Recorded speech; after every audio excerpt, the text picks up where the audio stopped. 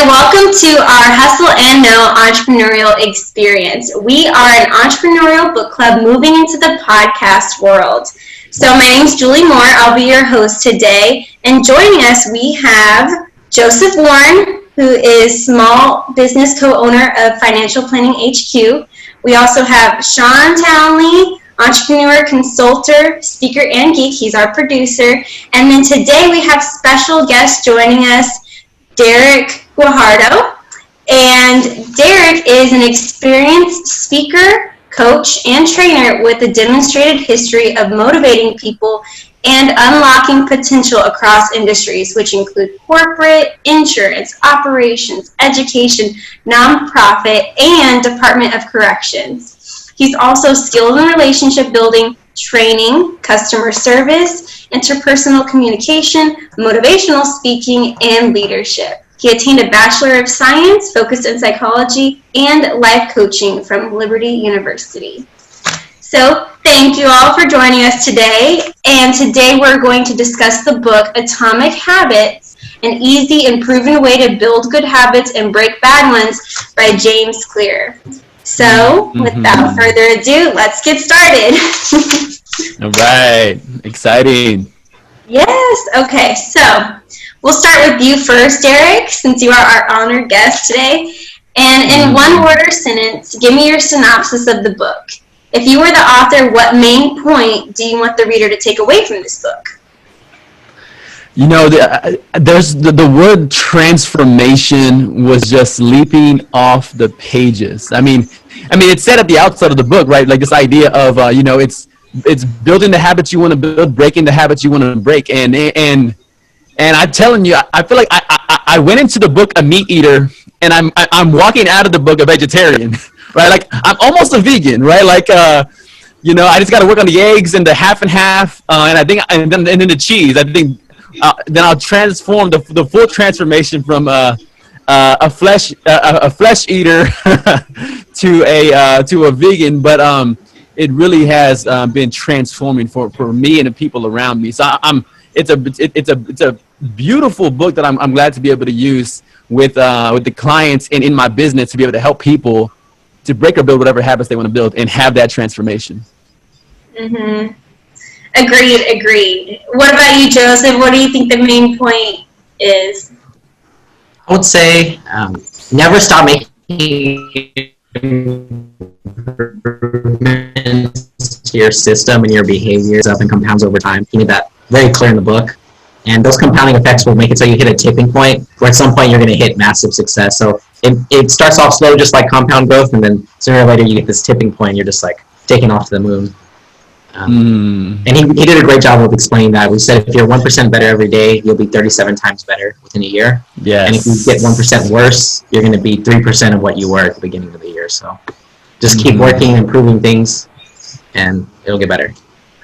Yeah, you stole what I was going to say, Joseph. No, I'm just kidding. But exactly, like, just to sum it up. There's going to be a piggyback.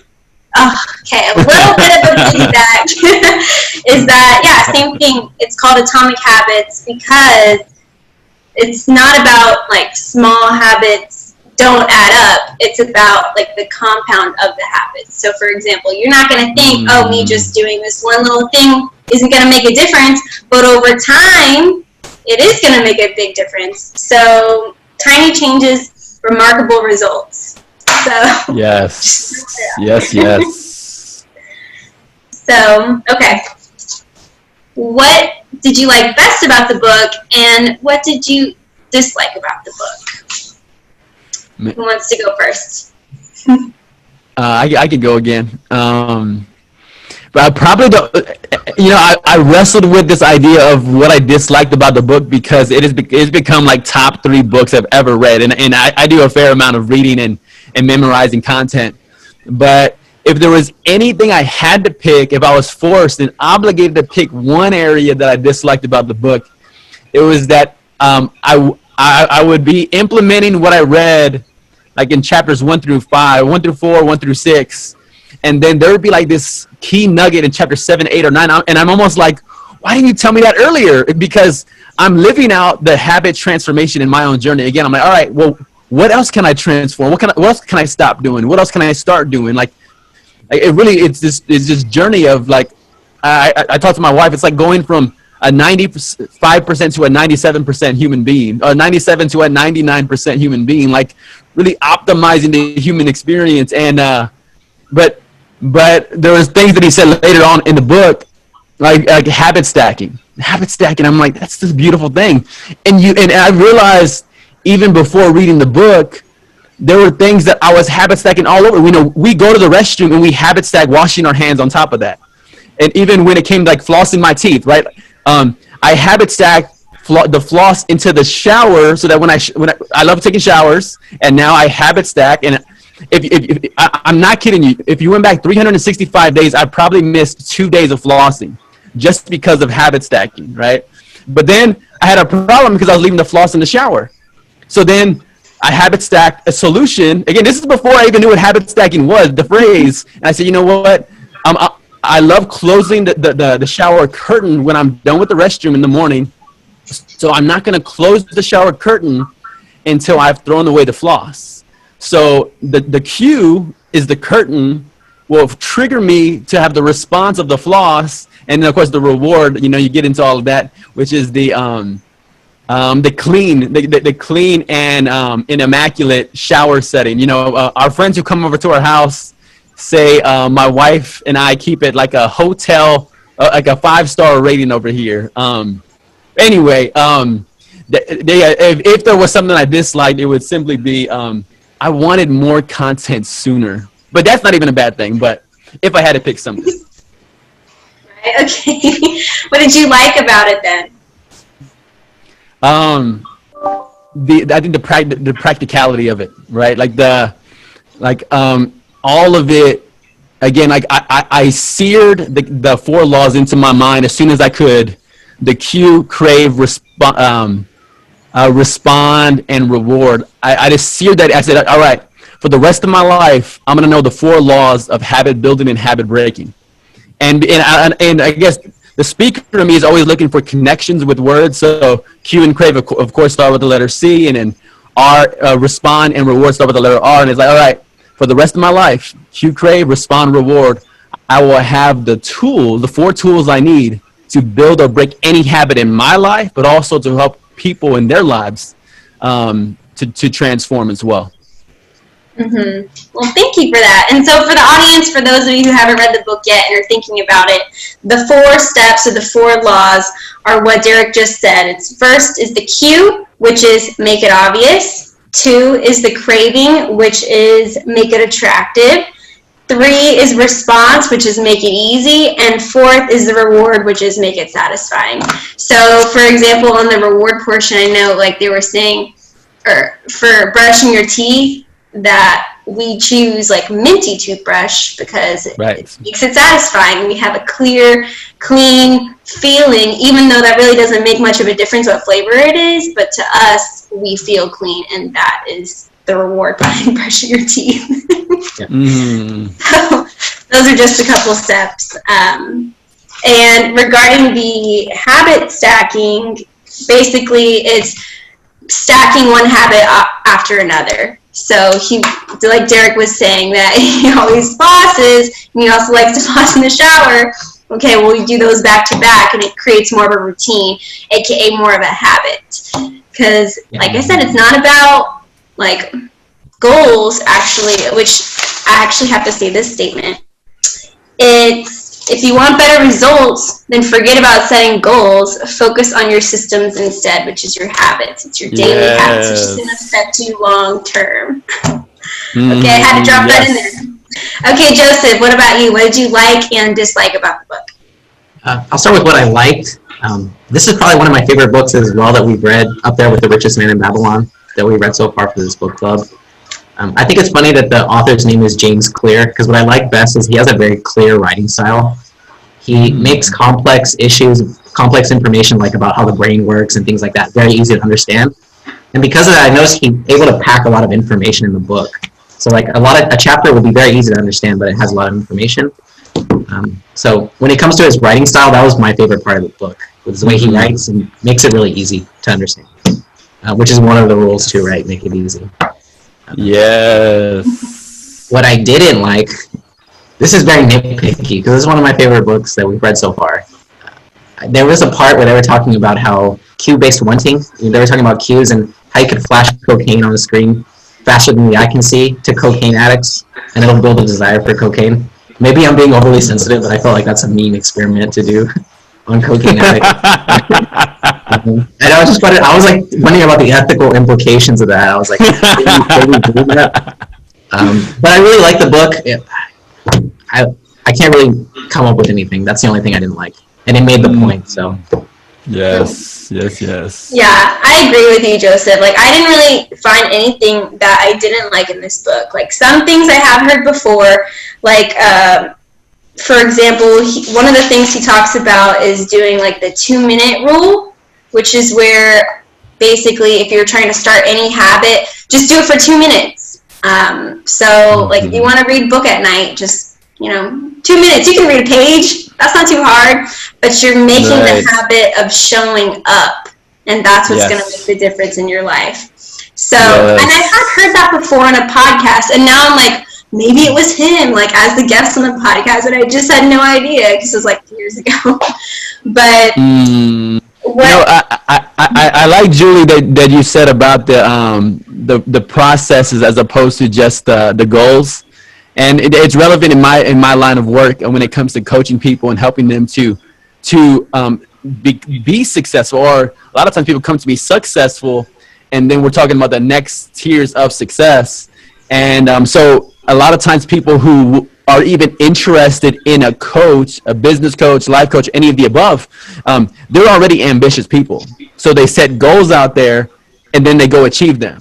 So they put targets and they hit targets all the time. And I like it. It's similar to like a Shawn Achor's happiness advantage when he talks about like you put happiness in the process, but it's just the beauty of the process, of the systems, of the habits.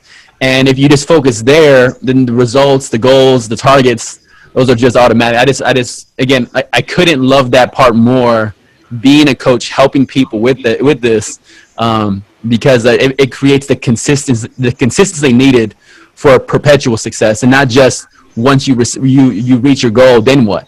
But I love that part too. Thanks for sharing that. Yeah, I totally agree. Man, there's just so much in this book that I want to say, but I'll tone it down for a minute. Okay, so what I liked, like I said, I didn't really dislike anything. Like, I love the format. I love how he has chapter summary at the end of it. I love how he has, go to his website /cheat sheet to download this template, to download that template. There's like a million templates. I love. I love how thorough he is.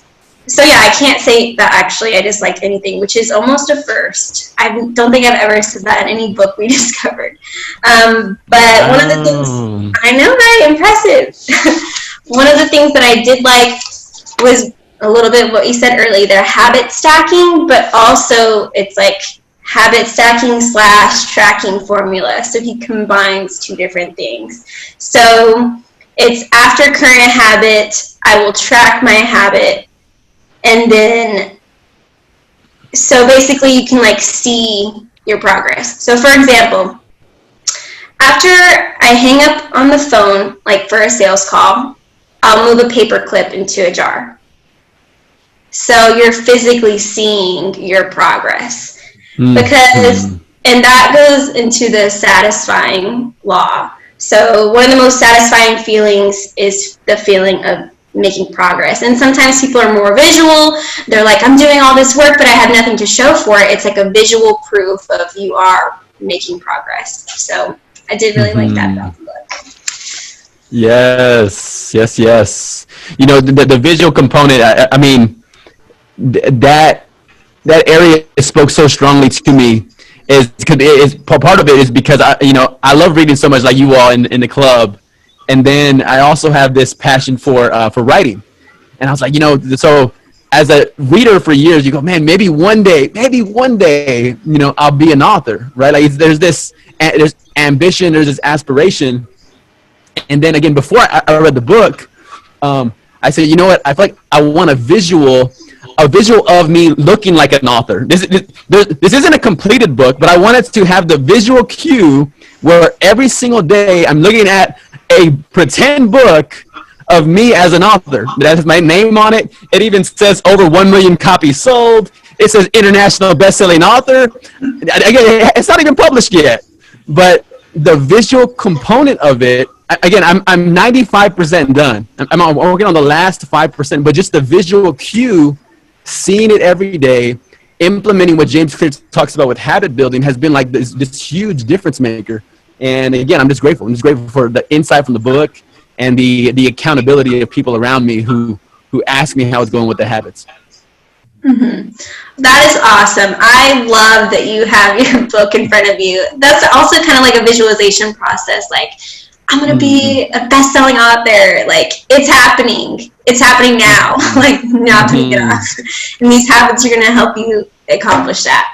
And that was one of the examples in the book, as he talks about, like, your environment. Make sure you're setting up your environment for success. So, and you might have to like punish yourself in a couple ways. So he said that one of the authors who was trying to write a book was like, told his assistant, I'm going to be locked in my closet or in my workroom, and no, don't let me out and take all my clothes, so that he has nowhere to go. He is forced to stay and write his book. He cannot leave until it's finished. So making your environment set you up for success. It's another thing he talks about. That's right. What does he not talk about in this book? Yes.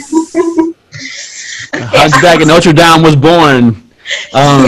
You know, if I can piggyback, you know, that I guess that's y'all's cute word there. I was leading a coaching group on this book. You know, we call it a mastermind, in which we take the book and we make it applicable across 8 or 10 sessions. And we were talking about what you were talking about with the environment, and we made it catchy. Enhance your environment. That's what we were discussing. And I said, all right, so what's one thing you can do to enhance your environment? And then one of the doctors in the group said, I'm going to go right now in the middle of this session. It's on Zoom. I'm going to grab my dumbbells. I'm going to put them on top of my bed so that I cannot go to sleep without moving them. But if I move them, I'm going to get some reps in before I go to bed. But then that triggered another business owner who was in the same group. She's in Israel, but she's also in this group. Again, it's virtual, so we're all together. She goes, all right, seeing you do that, I'm going to go get my guitar, which I want to make a habit of, and move it from my living room couch over to my bed, so that before I go to bed, I'm playing my guitar. So you just have these people, super motivating, because the people are proactively implementing the principles to enhance their environment to get their habits in, which is, again, it gives me all the energy in the world.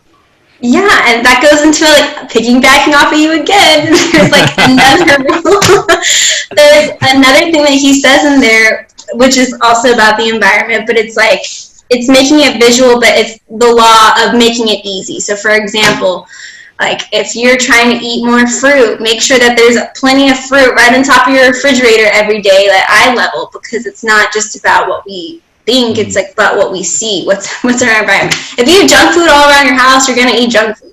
If you have healthy options, you're going to go for what's there, what's readily available. So shape your environment to what you habits are. Okay. Yes. Awesome. Okay, so what is something that you learned from the book that you didn't know before? And tell me an example of how you're going to apply it to your real life. Ooh, good question. Ooh. Joseph, do you want to take this one first? Yeah. I'll take it. What I didn't know is you can increase your chances of doing something by saying it out loud and coming up with a plan where you're going to do it.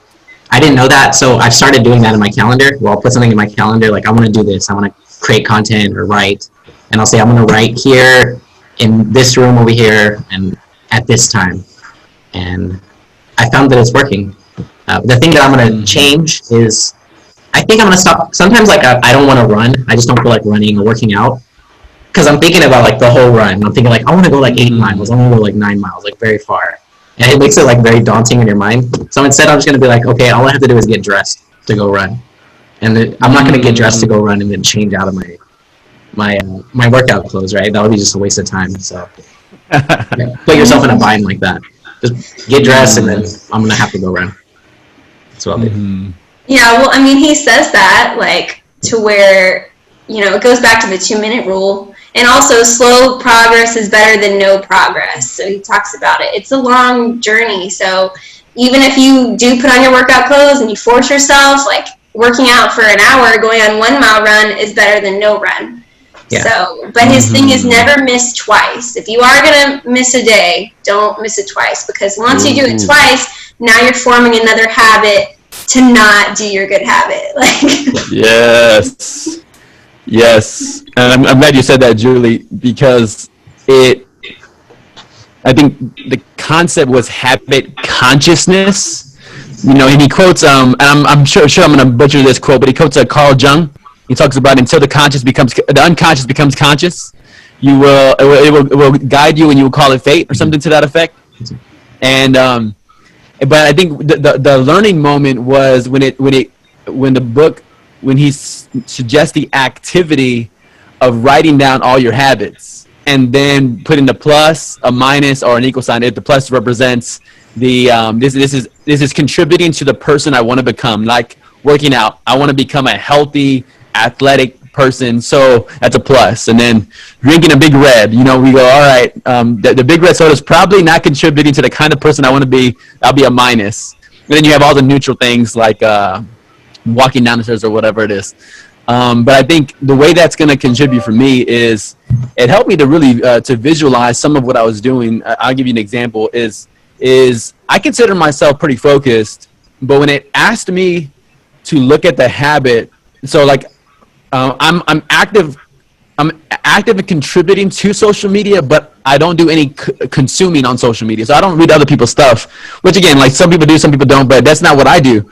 But the amount of time I would spend going to interact or even look to see how many people have responded to content I put, it was so dramatic that it was making me less efficient in my day-to-day.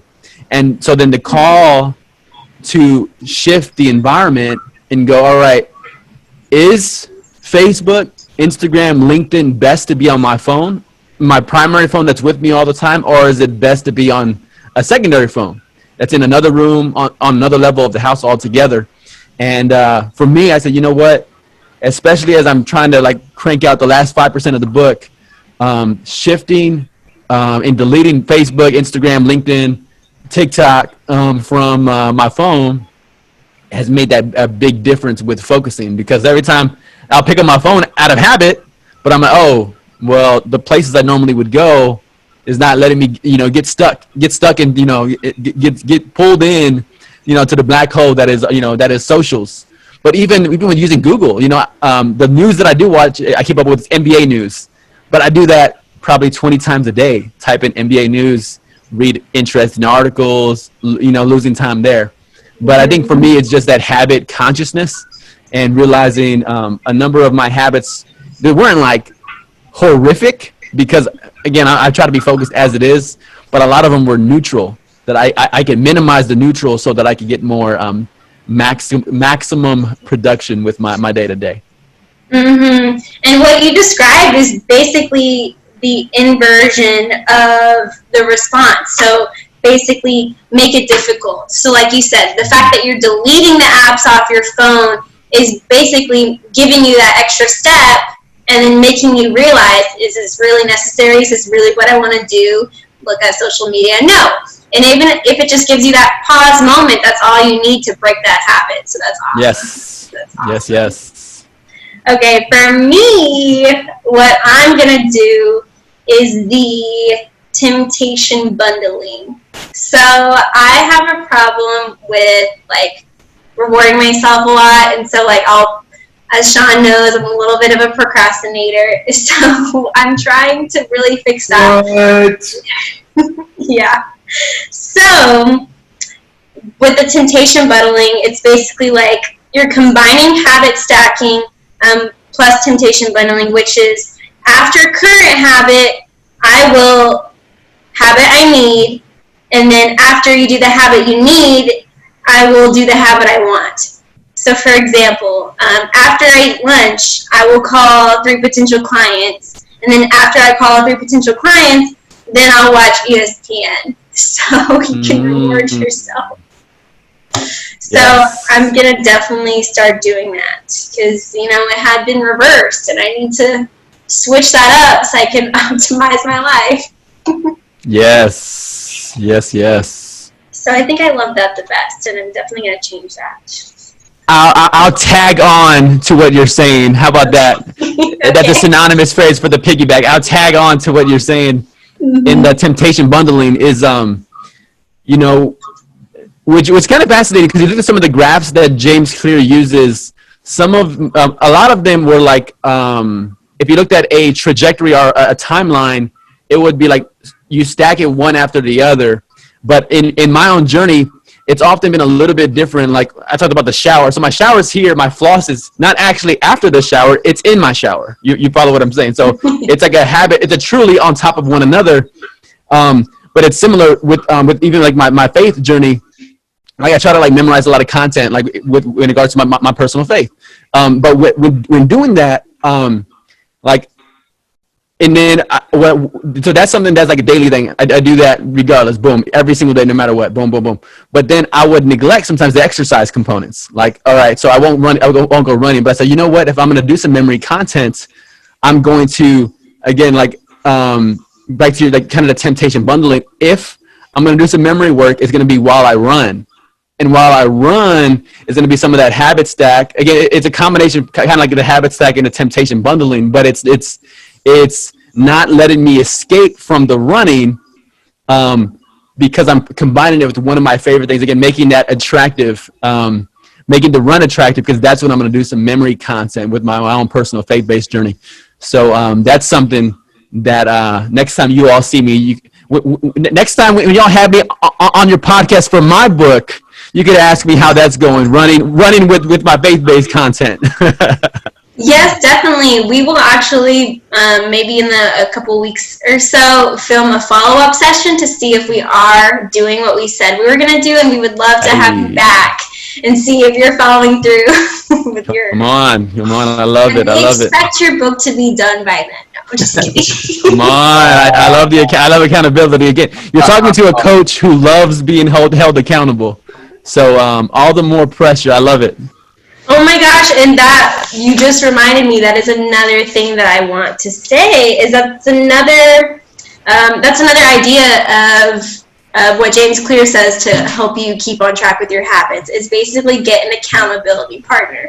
And when I read this, I was like, dang, but it's so true. Like, this has to work like 1,000%. Basically, you make a habit contract. So make a verbal or written agreement of what you want to do with your habit, and then have an accountability partner, so your partner, your like friend, and then basically assign a punishment to that. So if, like, let's say you want to start working out every day. Okay, well, if you miss a workout, you now have to pay your husband or wife like $200 or something. Something along that nature. I like it. And the fact that it's going to basically have an immediate cost to not taking action, you're more likely to take that action because you're like, do I really want to pay $200? No. Yes. Makes the cost of violating your promise public and painful. Real. And everybody wants to be a man and a woman of their word, a person of their word. So that just takes it up to the next level. Hey, I'll take an accountability contract partner, because I tell you what, in one of, again, so I have 2 accountability groups, one on Tuesday, one on Friday, that are going through Atomic Habits, 2 chapters a week. And so we meet for an hour and hold each other accountable, talk about the applications, and then move forward across 10 weeks. And I told them I was going to get off of Big Red, so I like to sip on Big Red. That's kind of my thing. And but then last night, or the night before, I had a pretty strong craving. It was a cue. It was like a little stress. And then, unfortunately, I associated Big Red and Takis with writing my book. So the night before last, I had a big craving. And then last night, I said, you know what? I'm going to go ahead and be free and get a couple of Big Reds. a big bag of Takis and write my book and all of this. But anyway, I'm saying this to make it painful and public and do my part to not see. I just need to attach some money to it to make it a little bit more painful of an experience, so it's not so attractive next time. Yeah, well, you could have like reversed it and been like, after I write one more chapter in my book, then I can reward myself with Takis and Big Red. Sometimes I feel like a middle schooler with my issues. Like, yet I woke up today and said my biggest problem in life is that last night at 11:30, I bought 2 20 ounces of Big Red, drank those, and ate a big bag of Takis. Biggest problem in life right now. Right? Your life's going pretty well. That's your biggest problem. Well, awesome. Is there any last points, comments that anyone would like to add to our discussion today? No? I mean, I pretty much said the whole book. No, I'm just kidding. Check out the book, people. It was a really awesome book.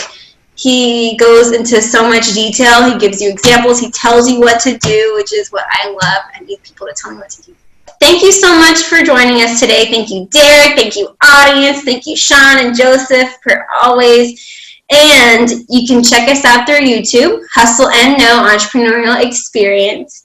And you can find more about the author and Derek in the description. Thank you again for joining us. And don't forget, hustle beats talent when talent doesn't hustle. Okay, see you later. Bye, guys.